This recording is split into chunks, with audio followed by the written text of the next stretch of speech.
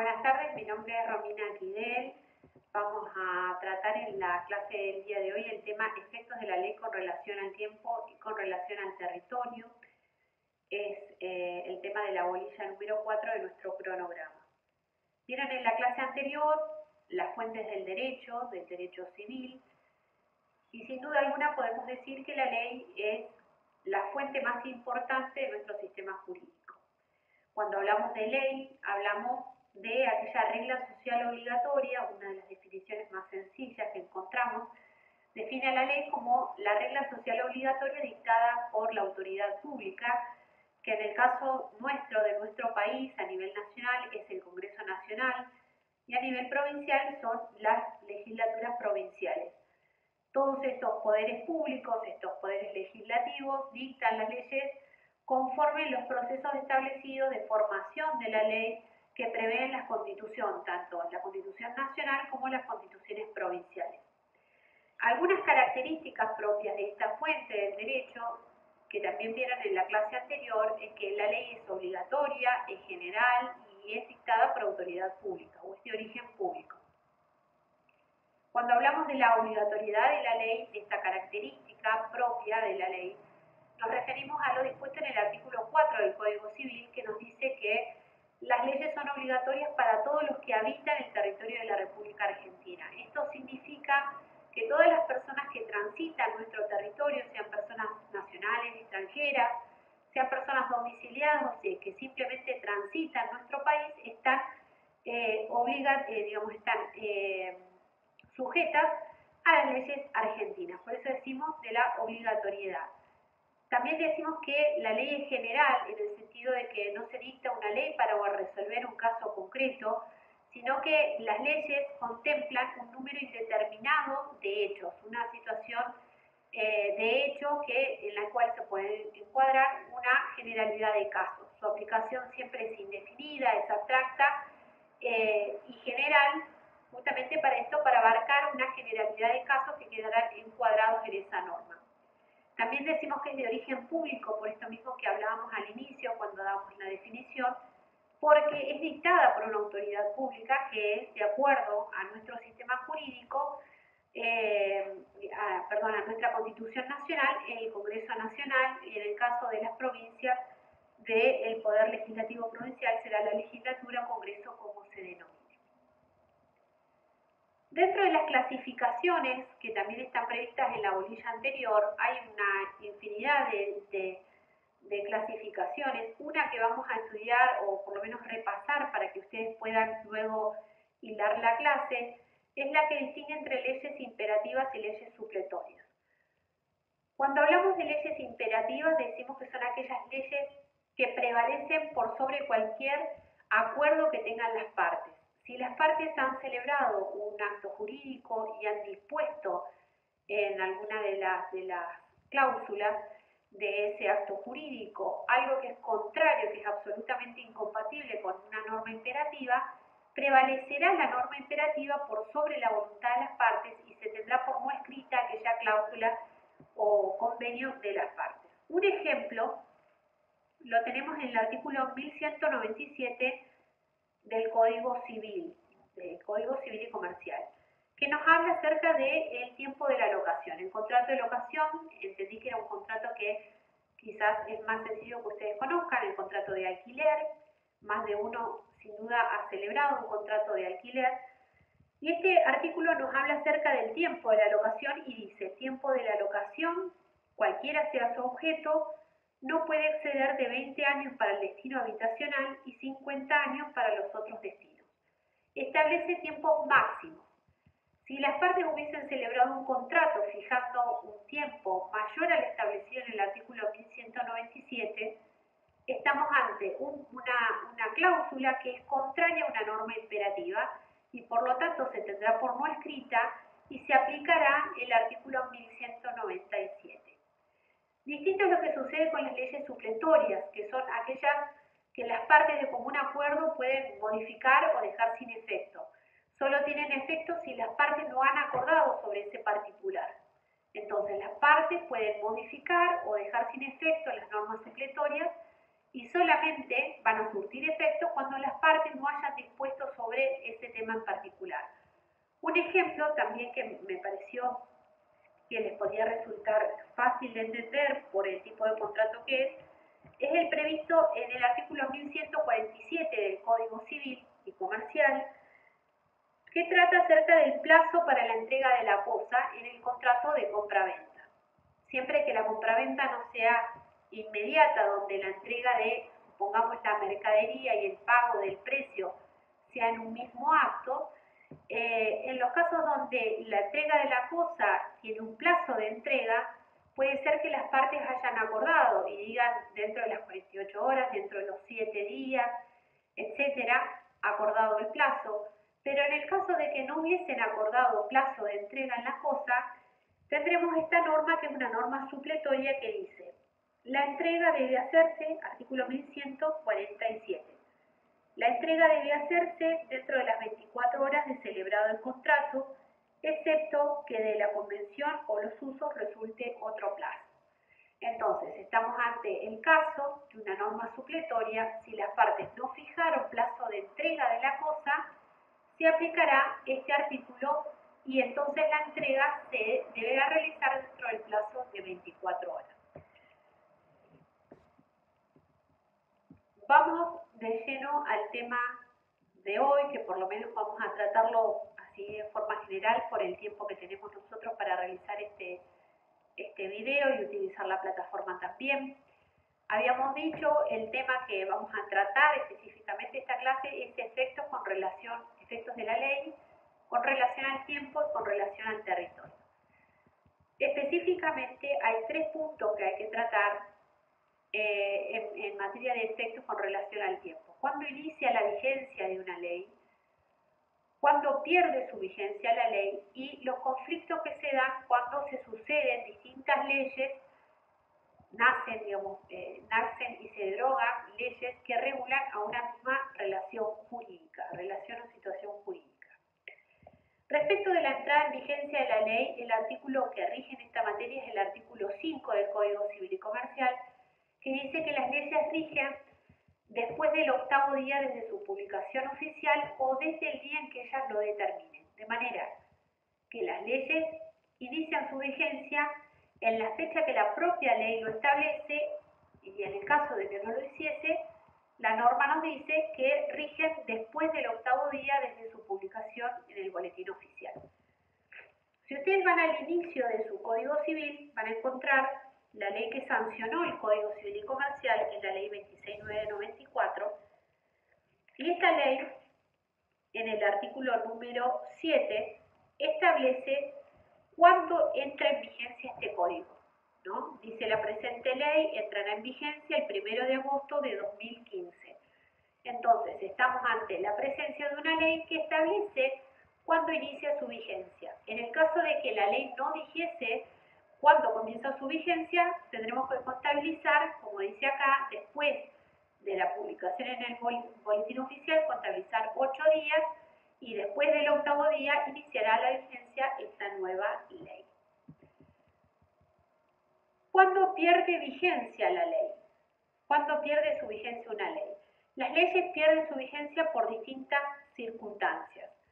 La primera que podemos decir es los casos donde la propia ley establece un plazo de vigencia. Normalmente esto sucede con las leyes de emergencia, que establecen el plazo en que esa ley va a regir, establece un tiempo de vigencia, pero puede ser que la ley no establezca un plazo de vigencia y aún así pierda vigencia, que es el caso de la derogación.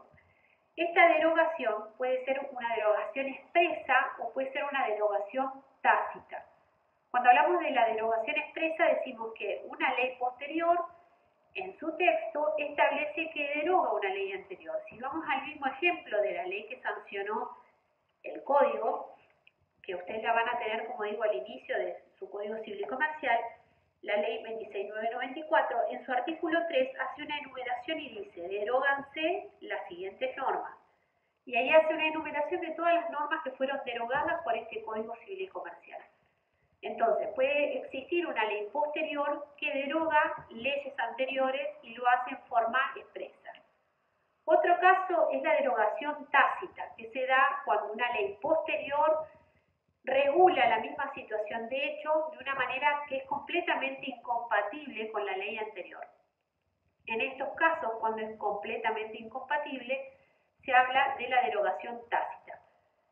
Si la ley posterior regula la misma situación de hecho, pero no es completamente incompatible, el intérprete y quien tenga que aplicar la ley tendrá que hacer una interpretación de manera que se mantenga la vigencia de ambas normas, se mantenga la aplicación de ambas normas. Tendrá que hacer una interpretación armónica de estas normas, pero si la incompatibilidad es absoluta, entonces estaremos en presencia de una derogación tácita.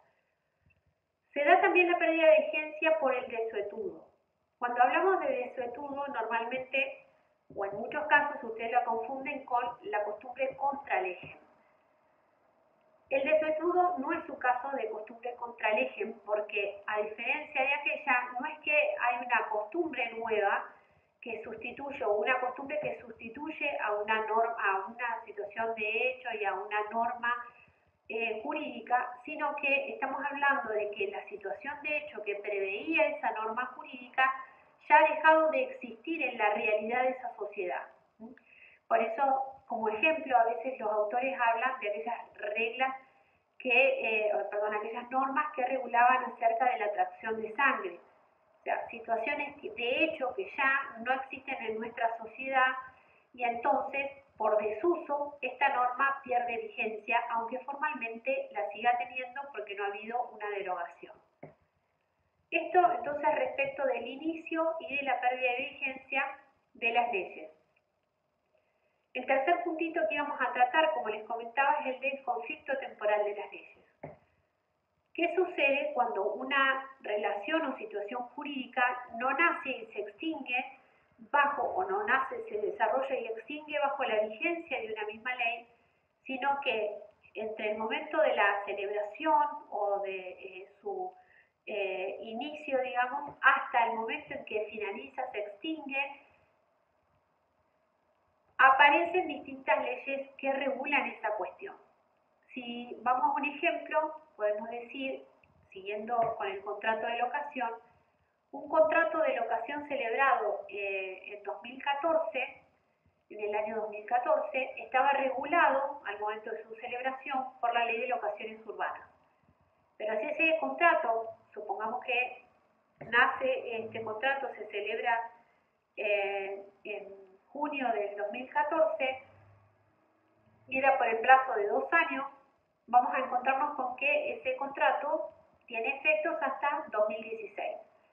Y en ese trayecto, entre el momento en que se celebró el contrato y que finalmente terminó en el año 2016, sucedieron varias leyes, porque la ley de locaciones urbanas fue derogada por el Código Civil y Comercial, y entonces este contrato de locación que nace bajo la vigencia de la ley de locaciones urbanas pasa a tener durante el tiempo de su vigencia otra ley aplicable, que es este Código Civil y Comercial.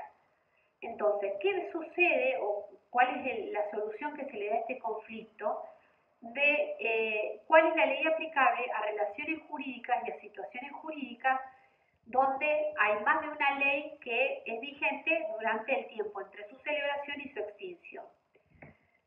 Muchas son las respuestas que se han dado. Ustedes van a estudiar los antecedentes históricos, las distintas posiciones que han tomado los juristas y cuál es en definitiva el antecedente que tiene el artículo 7 de nuestro código. Nosotros vamos a directamente en esta clase a irnos a la solución que da el Código Civil y Comercial, que está en el artículo 7, que establece una serie de reglas. Vamos a irla leyendo y explicando para que ustedes la puedan comprender. El artículo 7 dice, a partir de su entrada en vigencia, las leyes se aplican a las consecuencias de las relaciones y situaciones jurídicas existentes. Es lo que se denomina el efecto inmediato de la ley. La ley que nace, que inicia su vigencia, se aplica a las relaciones y situaciones jurídicas nuevas, por supuesto, aquellas que nacen bajo la vigencia, esto es natural, aunque hay doctrina que reclama, digamos, que el texto de este artículo debió decir aún y bueno, critican esto, pero decimos que el efecto inmediato significa que a todas estas relaciones jurídicas, situaciones jurídicas que nacen bajo la vigencia de esta nueva ley, se le aplica naturalmente esta nueva ley. Pero también se le aplica a las consecuencias de relaciones y situaciones jurídicas existentes. Entonces, a relaciones y situaciones jurídicas que han nacido bajo la vigencia de una ley anterior, se le va a aplicar, pero no a la relación jurídica, a su conclusión sería, a su celebración, sino a las consecuencias de estas relaciones y situaciones jurídicas que ocurran durante el tiempo de vigencia de esta nueva ley. Seguidamente dice el artículo: las leyes no tienen efecto retroactivo, sean o no de orden público, excepto disposición en contrario. Esta también es una regla, no tienen efecto retroactivo. A veces confunden la retroactividad en materia civil con la retroactividad o irretroactividad en materia penal, y son dos cosas completamente diferentes. La retroactividad en materia civil está autorizada, en este artículo nos dice las condiciones, y nada tiene que ver con la irretroactividad prevista y que tiene rango constitucional en materia penal. Entonces, eso como para que ustedes no lo confundan. Nos dice acá el artículo que la retroactividad establecida por ley no puede afectar derechos amparados por garantías constitucionales. Dos son las condiciones que van a autorizar la retroactividad. Primero, que el legislador tiene que prever la retroactividad en la norma, y segundo, que esta retroactividad no puede afectar derechos amparados por garantías constitucionales. Claramente que esto lo va a evaluar el juez que entienda en un caso concreto, determinar si esa ley que resulta aplicable a un caso es o no una ley violatoria de algún derecho amparado por garantías constitucionales. Finalmente, en el último párrafo, trata acerca de las leyes supletorias. Por eso al principio de la clase hablamos de lo que eran las leyes supletorias. Nos dice el último párrafo del 7, las nuevas leyes supletorias no son aplicables a los contratos en curso de ejecución, con excepción de las normas más favorables al consumidor en las relaciones de consumo. Este último párrafo trata el efecto que se llama de ultraactividad de la ley supletoria. A diferencia de las leyes imperativas, en el caso de las leyes supletorias, el efecto no es inmediato. Por eso dice que las nuevas leyes supletorias no son aplicables a los contratos en curso de ejecución. Las nuevas leyes supletorias que se dictan no se van a aplicar a las consecuencias de estos contratos, como dice acá, en curso de ejecución. Por eso se habla de la ultraactividad de las leyes supletorias, porque hay una ley supletoria que ya no está vigente, pero que es la que existía y la que era vigente al momento de la celebración de ese acto jurídico, que va a seguir teniendo efectos respecto de ese contrato. Por eso se habla de la ultraactividad o del efecto diferido de las leyes supletorias. ¿Por qué está previsto esto? Porque se entiende que las partes al momento de celebrar el contrato o de celebrar ese acto jurídico no previeron en ese contrato o en ese acto jurídico, no regularon una cuestión que estaba resuelta por una ley supletoria, entendiendo que esta ley era aplicable a ese contrato o a ese acto jurídico. Entonces, aplicarle una nueva ley supletoria significaría modificar la voluntad de las partes en ese acto jurídico. La excepción que establece este artículo, este último párrafo del artículo 7, es el caso de normas supletorias que regulen relaciones de consumo y que sean favorables al consumidor. Si hay una nueva ley supletoria y esta nueva ley supletoria regula relaciones de consumo y es más favorable al consumidor, entonces se aplicará a la relación de consumo. No se aplicará como regla general la ley supletoria existente al tiempo de la celebración, sino la nueva ley supletoria. Vamos a efectos con relación al territorio. Cuando vamos a evaluar el tema de los efectos con relación al territorio, volvemos a este artículo que citamos al principio, el artículo 4, que nos dice que las leyes son obligatorias para todos los que habitan el territorio argentino. Esto nos indica como principio general que en nuestro sistema jurídico jurídico rige el sistema de la territorialidad. En el territorio argentino se aplica la ley argentina. Cuando hablamos del territorio argentino o del ámbito territorial de la República Argentina, de acuerdo, por supuesto, vamos a determinarlo según nos dice el derecho internacional, los tratados internacionales, la Constitución Nacional y algunas leyes también, leyes internas argentinas. Está compuesto este ámbito territorial, el territorio argentino, por el suelo dentro de los límites políticos del país, lo que incluye los lagos y los ríos internos, las islas, el sector antártico argentino, el espacio aéreo sobre el suelo nacional, el mar territorial hasta las 200 millas marinas a contar desde la línea de las más bajas mareas, los ríos limítrofes hasta la línea de cauce más profundo, los golfos, bahías, ensenadas, las embajadas, las legaciones en país extranjero, los barcos y aeronaves de guerra argentinos, los barcos y aeronaves mercantes de bandera argentina cuando están en alta mar. Así está compuesto el territorio argentino. Decimos que en este territorio argentino se aplica la ley argentina, sistema de la territorialidad, prevista en el artículo 4 de nuestro Código Civil y Comercial. Excepcionalmente, hay aplicación extraterritorial de la ley y excepcionalmente también se aplica la ley extranjera en nuestro territorio argentino. Por eso es que también dentro de este tema van a encontrar ahí en la bolilla algunas cuestiones sobre la aplicación de la ley extranjera.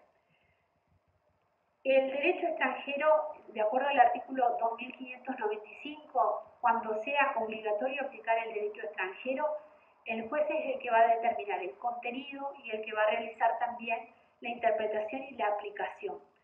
La interpretación, dice el artículo 2595, la tiene que hacer de acuerdo con, digamos, cómo se interpretaría en el lugar de origen de esa ley. Las partes simplemente tienen la posibilidad de alegarlo y probarlo, pero no es una responsabilidad, sino que no es una carga, sino que de oficio lo tiene que hacer el juez. ¿Cuáles son los límites de aplicación del derecho extranjero? Lo tenemos en el artículo 2600, que dice, vamos al artículo 2600,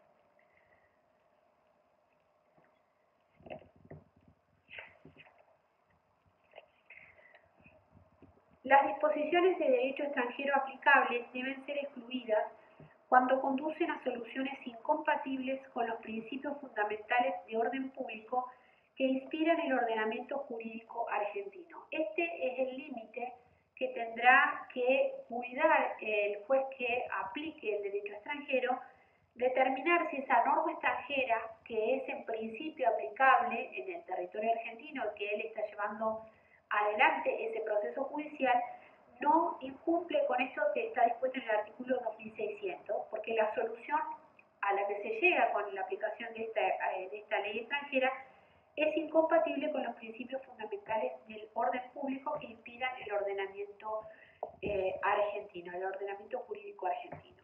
Entonces, en principio, respecto de los efectos, respecto del territorio, decimos que se aplica el sistema territorial y es en la República Argentina, en el ámbito del territorio nacional, se aplica la ley argentina.